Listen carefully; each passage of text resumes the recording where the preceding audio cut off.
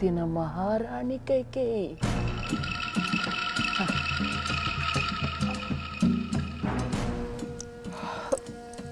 ನಂತರ ನನ್ನ ಜನ್ಮ ಜಾತಕವನ್ನೆಲ್ಲ ವಿವರವಾಗಿ ಹೇಳುತ್ತಿರುವೆಯಲ್ಲ, ಏನಾಯಿತು? ದೇವರ ದಯೆಯಿಂದ ಆಗಬಾರದ್ದೇನೂ ಆಗಲಿಲ್ಲ ಬಿಡಿ. ಏನು ನಿನ್ನ ಮಾತಿನ ಅರ್ಥ?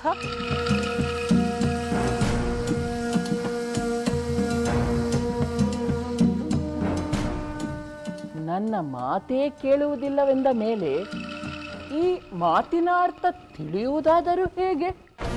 ನಿನ್ನದೆಲ್ಲ ಅರ್ಥವಾಗದ ಮಾತು, ಬರೀ ಒಗಟು.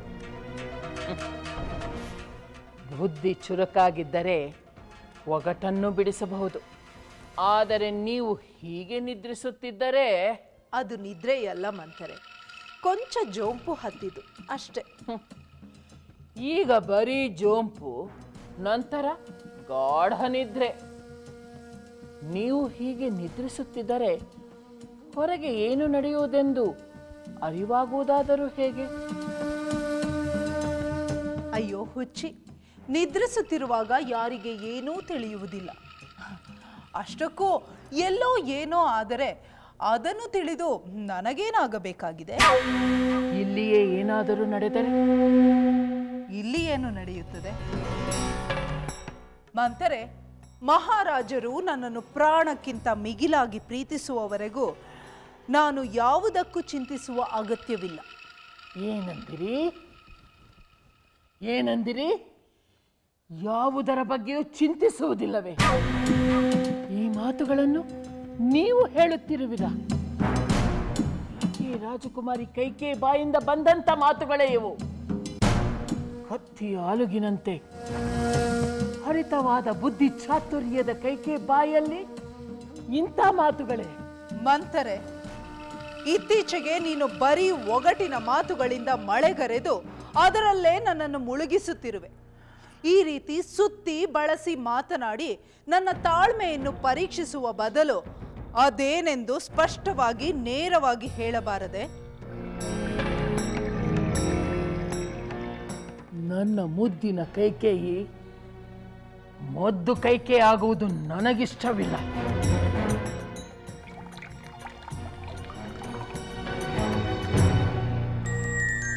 ಮತ್ತದೇ ಒಗಟಿನ ಮಾತುಗಳನ್ನು ನಿಲ್ಲಿಸಿ ಅದೇನೆಂದು ನೇರವಾಗಿ ಹೇಳು. ರಾಜಕುಮಾರರು ಹೋಗಿ ಎಷ್ಟು ಕಾಲವಾಯಿತು? ಯಾರು? ರಾಮಚಂದ್ರನೇ? ಅದಕ್ಕೆ ನಿಮ್ಮನ್ನು ಮೊದ್ದು ಎಂದು. ರಾಜಕುಮಾರರೆಂದರೆ ರಾಮಚಂದ್ರನೊಬ್ಬನೇ ಅಲ್ಲ, ನಿಮ್ಮ ಪುತ್ರ ನನ್ನ ಮುದ್ದಿನ ಭರತ ರಾಜಕುಮಾರರಲ್ಲವೇ? ರಾಮ, ಲಕ್ಷ್ಮಣ, ಭರತ, ಶತ್ರುಘ್ನ ಇವರೆಲ್ಲರೂ ರಾಜಕುಮಾರರೇ. ಅದಕ್ಕೇನು? ನನಗೆ ಬೇರೆಯವರ ವಿಷಯ ತಿಳಿಯದು. ನಾನು ಮಾತನಾಡುತ್ತಿರುವುದು ನಮ್ಮ ಮುದ್ದಿನ ಭರತನ ಬಗ್ಗೆ. ಭರತನಿಗೇನಾಗಿದೆ? ಅವನು ನನ್ನ ತವರು ಮನೆಯಲ್ಲಿ ತನ್ನ ಮಾವನೊಂದಿಗೆ ತನ್ನ ತಾತನೊಂದಿಗೆ ಆನಂದವಾಗಿರುವನು. ಎಂಥ ತಾಯಿ! ಏನಾಯಿತು ಮಂಥರೆ? ಮಹಾರಾಣಿ, ಇಷ್ಟೊಂದು ಅಮಾಯಕತೆ ಒಳ್ಳೆಯದಲ್ಲ. ಭರತ ಬಹಳ ಕಾಲ ರಾಜಧಾನಿಯಿಂದ ದೂರ ಇರುವುದು ತರವಲ್ಲ. ಏಕೆ? ಏನಾದರೂ ಆಪತ್ತೆ? ಅದನ್ನು ನಂತರ ಹೇಳುತ್ತೇನೆ. ಭರತನನ್ನು ಮೊದಲು ಕರೆಸುವಂತೆ ಮಹಾರಾಜರಿಗೆ ತಿಳಿಸಿ.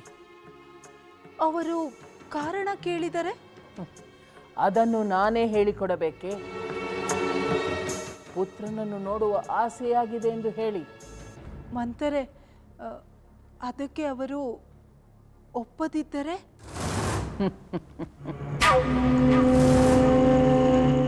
ನಿಮ್ಮ ಸೌಂದರ್ಯದ ಮಿಂಚು ಕೋರೈಸುತ್ತಿದ್ದಂತೆ ಮಹಾರಾಜರು ನೀವು ಏನು ಕೇಳಿದರೂ ಇಲ್ಲವೆನ್ನುವುದಿಲ್ಲವೆಂದು ನನಗೆ ಚೆನ್ನಾಗಿ ಗೊತ್ತು ಮಹಾರಾಣಿ.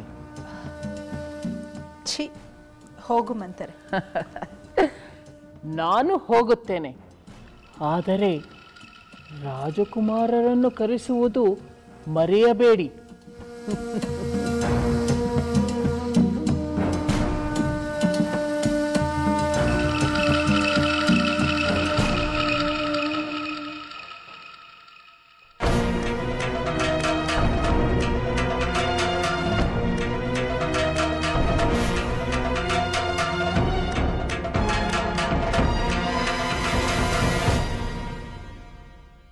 ಧರ್ಮವೆನ್ನುವುದು ಒಂದು ಮಹಾವೃಕ್ಷವಿದ್ದಂತೆ.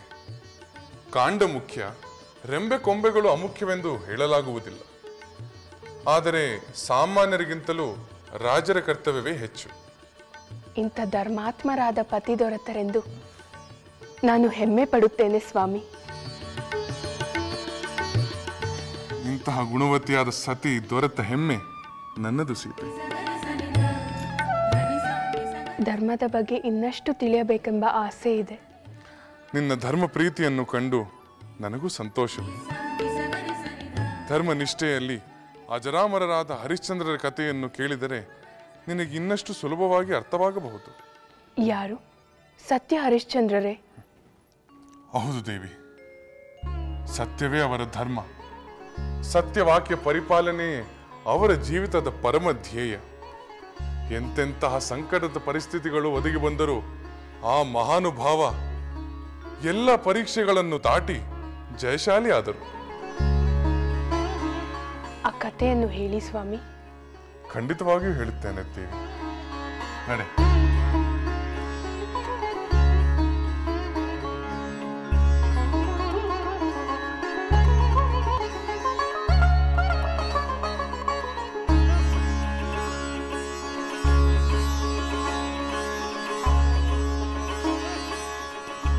ಸ್ವಾಮಿ, ಸತ್ಯ ಹರಿಶ್ಚಂದ್ರರ ಕಥೆಯನ್ನು ಹೇಳುತ್ತೇನೆ ಎಂದು ಈಗ ಯಾವುದೋ ಯೋಚನೆಯಲ್ಲಿ ಮುಳುಗಿದ್ದೀರಾ? ಭೋಗ ಭಾಗ್ಯದ ವಿಷಯದಲ್ಲಿ ತಂದೆಗೂ ಪುತ್ರನಿಗೂ ಎಷ್ಟೋ ಅಗಾಧವಾದ ಅಂತರವಿದೆ ಎಂದು ಯೋಚಿಸುತ್ತಿದ್ದೇನೆ. ನೀವು ಯಾರ ವಿಷಯವನ್ನು ಮಾತನಾಡುತ್ತಿರುವಿರಿ ಸ್ವಾಮಿ? ಸೀತೆ, ನೀನು ಹರಿಶ್ಚಂದ್ರ ಮಹಾರಾಜರ ತಂದೆ ತ್ರಿಶಂಕು ಮಹಾರಾಜರ ಹೆಸರನ್ನು ಕೇಳಿರುವೆಯಾ? ಕೇಳಿದ್ದೇನೆ. ತ್ರಿಶಂಕು ಮಹಾರಾಜರಿಗೆ ವಿಶ್ವಾಮಿತ್ರ ಮುನಿಗಳು ಪ್ರತಿಸ್ವರ್ಗವನ್ನೇ ನಿರ್ಮಿಸಿದರು ಎಂದು ಕೇಳಿದ್ದೇನೆ. ಆ ಕಥೆಯನ್ನು ಕೇಳುವ ಕುತೂಹಲವಿದೆ. ನಿನ್ನ ಕುತೂಹಲವನ್ನು ತಣಿಸುವ ಆಸೆ ನನಗೂ ಇದೆ ಸೀತೆ. ಹರಿಶ್ಚಂದ್ರ ಮಹಾರಾಜರ ಕಥೆಯನ್ನು ಹೇಳುವ ಮುನ್ನ ತ್ರಿಶಂಕು ಮಹಾರಾಜರ ಕಥೆಯನ್ನು ಹೇಳುತ್ತೇನೆ. ತ್ರಿಶಂಕು ಮಹಾರಾಜರಿಗೆ ಸಶರೀರಿಯಾಗಿ ಸ್ವರ್ಗವನ್ನು ಪ್ರವೇಶಿಸುವ ಅಪೇಕ್ಷೆ ಆಯಿತು. ಅದನ್ನು ಅವರು ವಿಶ್ವಾಮಿತ್ರ ಮುನಿಗಳ ಎದುರು ವ್ಯಕ್ತಪಡಿಸಿದರು.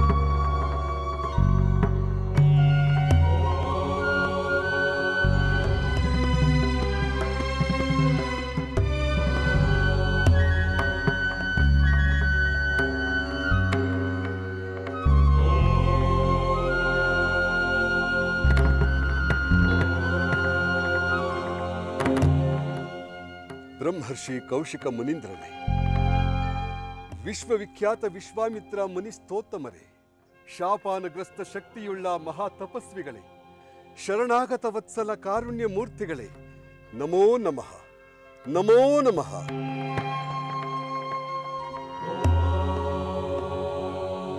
ಅಯೋಧ್ಯ ನರೇಶ, ರವಿಕುಲ ಸಂಜಾತ ತ್ರಿಶಂಕು ಮಹಾರಾಜ, ಶುಭಮಸ್ತ. ಸಮಸ್ತ ಸನ್ಮಂಗಳಾನಿ ಭವಂತು. ಧನ್ಯನಾದೆ ಗುರುದೇವ, ಧನ್ಯನಾದೆ. ತಮ್ಮ ಕೃಪಾದೃಷ್ಟಿ ನನ್ನ ಮೇಲೆ ಬಿದ್ದ ಮೇಲೆ ಸಕಲ ಸನ್ಮಂಗಳಗಳು ದೊರೆತಂತೆಯೇ. ಓಂ ನಮಃ ಶಿವಾಯ, ಓಂ ನಮಃ ಶಿವಾಯ, ಓಂ ನಮಃ ಶಿವಾಯ, ಓಂ ನಮಃ ಶಿವಾಯ, ಓಂ ನಮಃ ಶಿವಾಯ, ಓಂ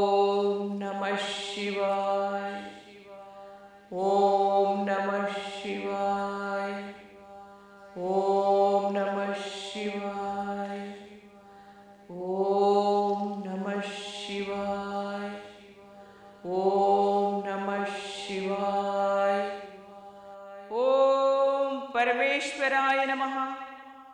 ಓಂ ಕೈಲಾಸಪತೇ ನಮಃ. ಓಂ ಶಿವಶಂಕರಾಯ ನಮಃ.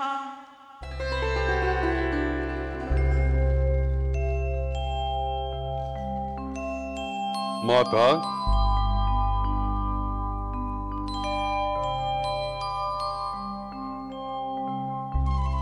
ನಮೋ ನಮಃ.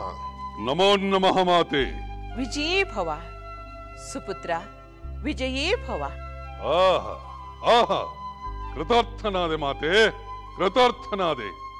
ವಿಜಯ ಯಾತ್ರೆಗೆ ಹೊರಟಿರುವ ನನಗೆ ನಿನ್ನಿಂದ ಆಯಾಚಿತವಾಗಿ ತುಂಬ ಹೃದಯದ ಆಶೀರ್ವಾದ ದೊರೆಯಿತು. ವಿಭೀಷಣ, ನಿನ್ನ ಸಲಹೆ ಸಮಯೋಚಿತವಾಗಿದೆ. ಮಾತೆಯ ಆಶೀರ್ವಾದದಿಂದ ನನ್ನ ಸಮರದ ಫಲಿತಾಂಶ ಈಗಲೇ ನಿರ್ಧಾರವಾಯಿತು. ಕುಮಾರ, ನಿನ್ನನ್ನು ಸಮರಕ್ಕೆ ಆಹ್ವಾನಿಸಿದ ಧೀರನಾರು? ಯಾವ ಲೋಕದವನು? ಒಬ್ಬನಲ್ಲ, ಹಲವರಿದ್ದಾರೆ. ಒಂದು ಲೋಕದಲ್ಲಿ ಅಲ್ಲ, ಎಲ್ಲ ಲೋಕಗಳಲ್ಲೂ ನನ್ನ ಶತ್ರುಗಳಿದ್ದಾರೆ ಮಾತಾ. ಈ ವಿಷ್ಣು ಭಕ್ತರು, ದೇವ ಪಕ್ಷಪಾತಿಗಳು ಈ ರಾವಣನ ಶೌರ್ಯವೆಂಬ ಸರ್ಪವನ್ನು ಕೆಣಕುತ್ತಲೇ ಇದ್ದಾರೆ. ನಾನು ಬಸುಗುಟ್ಟಿದರೆ ಅವರು ತೆಪ್ಪಗಾಗುವುದಿಲ್ಲ ಮಾತಾ. ಅದಕ್ಕಾಗಿ ತ್ರಿಲೋಕಗಳಿಗೂ ದಂಡಯಾತ್ರೆಯನ್ನು ಕೈಗೊಂಡಿದ್ದೇನೆ. ಆ ವಿಷ್ಣು ಭಕ್ತರು, ದೇವ ಪಕ್ಷಪಾತಿಗಳು, ಋಷಿ ಮುನಿಗಳು ಎಲ್ಲೆಲ್ಲಿ ಕಾಣುತ್ತಾರೋ ಅವರನ್ನೆಲ್ಲ ನನ್ನ ಗದಾ ದಂಡದಿಂದ ಬಡಿಯಪ್ಪಳಿಸಿ ಉಸಿರತ್ತದಂತೆ ಮಾಡುತ್ತೇನೆ. ಸರ್ವಲೋಕಗಳಿಗೂ ಈ ರಾವಣನೊಬ್ಬನೇ ಸಾರ್ವಭೌಮ ಎಂಬುದನ್ನು ನಿರೂಪಿಸುತ್ತೇನೆ. ನಿನ್ನ ಪರಾಕ್ರಮಕ್ಕೆ ತಕ್ಕ ನಿರ್ಧಾರವನ್ನೇ ನೀನು ಕೈಕೊಂಡಿದ್ದೀಯಾ? ಹೋಗು ಕಂದ, ನೀನು ಹೋದಲ್ಲೆಲ್ಲ ವಿಜಯವೇ ನಿನ್ನನ್ನು ಸ್ವಾಗತಿಸುತ್ತದೆ. ಧನ್ಯನಾದೆ ಮಾತಾ, ಧನ್ಯನಾದೆ. ವಿಭೀಷಣ, ನೀನು ಏಕಾಂತದಲ್ಲಿ ಕುಳಿತು ನಿನ್ನ ಶಾಂತಿ ಮಂತ್ರಗಳನ್ನು ಜಪಿಸುತ್ತಾ ಇರೋ, ನಾನು ಹೋಗಿ ಬರುತ್ತೇನೆ. ಪರಮೇಶ್ವರನು ನಿನ್ನನ್ನು ರಕ್ಷಿಸ. ಪರಮೇಶ್ವರನು ನನ್ನನ್ನಲ್ಲದೆ ಮತ್ತಾರನ್ನು ರಕ್ಷಿಸುತ್ತಾನೋ? ಅವನಿಗೆ ನನ್ನಂತಹ ಭಕ್ತ ಇನ್ನೆಲ್ಲಿ ಸಿಗುತ್ತಾನೆ? ಶಂಭೋ ಶಂಕರ.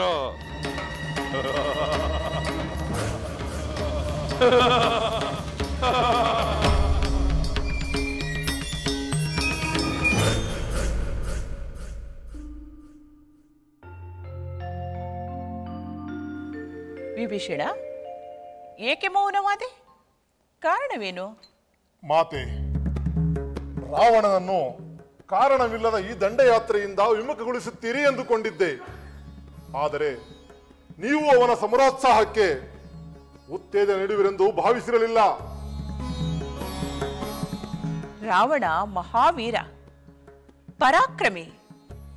ತನ್ನ ಶಕ್ತಿ ಪ್ರದರ್ಶನಕ್ಕಾಗಿ ಸಮರ ಸನ್ನದ್ಧನಾಗುವುದು ಸಹಜ. ತಾಯಿಯಾಗಿ ವೀರಪುತ್ರನಿಗೆ ಶುಭ ಹರಿಸುವುದರಲ್ಲಿ ಯಾವ ತಪ್ಪೂ ಇಲ್ಲ.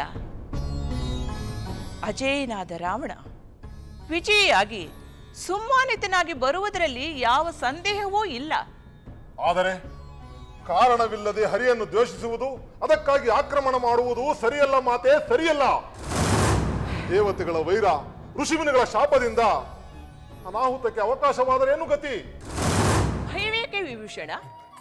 ಬ್ರಹ್ಮದೇವನಿಂದ ವರ ಪಡೆದ ನಿನ್ನ ಸಹೋದರನ ಶಕ್ತಿ ಸಾಮರ್ಥ್ಯದ ಬಗ್ಗೆ ಎದುರಿಲ್ಲ. ಅನಾಹುತ ಸಂಭವಿಸಲು ಸಾಧ್ಯವೇ ಇಲ್ಲ. ಚಿಂತೆಯನ್ನು ಬಿಡು. ರಾವಣನಿಗೆ ನಿನ್ನ ಕೃಪೆ ಇರಲಿ ಎಂದು ನನ್ನ ಜೊತೆಗೂಡಿ ಕರುಣಾಮಯಿಯಾದ ಆ ಕಾಪಾಲಿಯನ್ನು ಪ್ರಾರ್ಥಿಸು. ಆಗಲಿ ಮಾತೆ.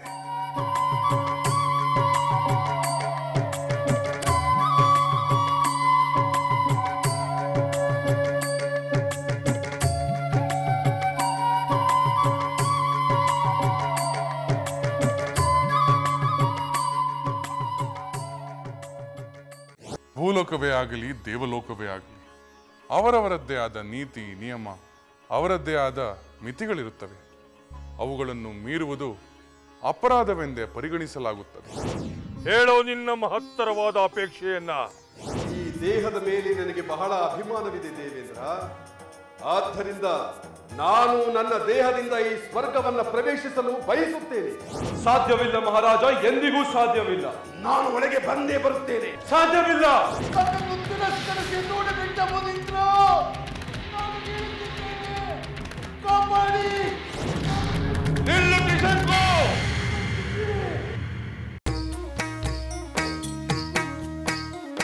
ಲಂಕೆಯಲ್ಲಿನ ದುರುಳ ದರ್ಪವು ಸೀತೆ ಸಹನೆಗೆ ಸೋತಿತು. ಅಂಕೆ ಇರದ ಅಸುರ ಕುಲವು ರಾಮ ಬಾಣಕ್ಕೆ ಅಡಗಿತು. ದೂರವಿರಲಿ ಸನಿಹವಿರಲಿ ರಾಮ ಹೃದಯ ನಿವಾಸಿನಿ. ಯುಗವು ಯುಗವು ಸಾಗಲಿ ಅಕಳಂಕ ಪ್ರೇಮ ಪ್ರಬೋಧಿನಿ. ಅಮರ ಗಾಧೆ ಧರಣಿ ಜಾತೆ ಸಾಧ್ವೆ ಸೀತೆ ಸುಚರಿತೆ. ಸಹನ ಶಕ್ತಿ ಪತಿಯ ಭಕ್ತಿ ಲೋಕಮಾನ್ಯ ವಂದಿತೆ.